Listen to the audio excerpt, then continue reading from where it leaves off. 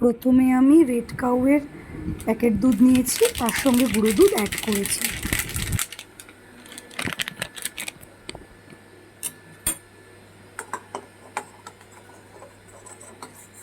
তিন প্যাকেট আমুল দুধ দিলাম, দু প্যাকেট আমুল স্প্রে আর এক প্যাকেট এই আমুলিয়া দিলাম, কারণ আমুল স্প্রে আর ছিল না।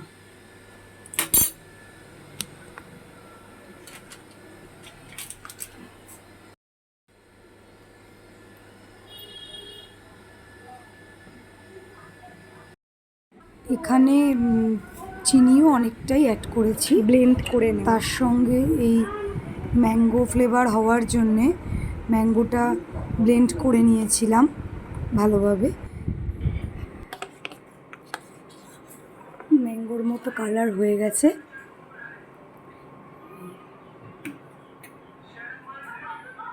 এবার এটা ঠান্ডা করে কাপে ঢালবো। একটা করে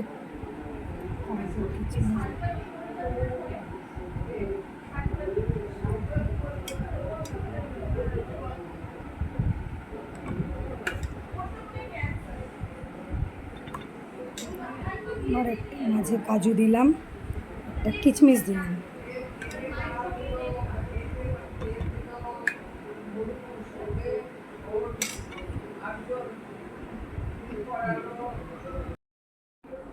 এক্সট্রা যা ছিল বেঁচে গেছিলো, তাই এটার ভেতরে টিফিন কারির কন্টেনারের ভেতরে দিয়ে দিলাম।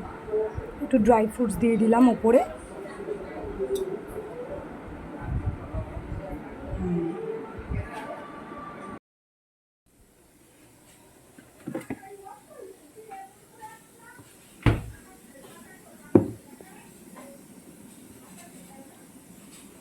এখানে প্রায় 5 ঘন্টা পর এটা আমি ওপেন করেছি।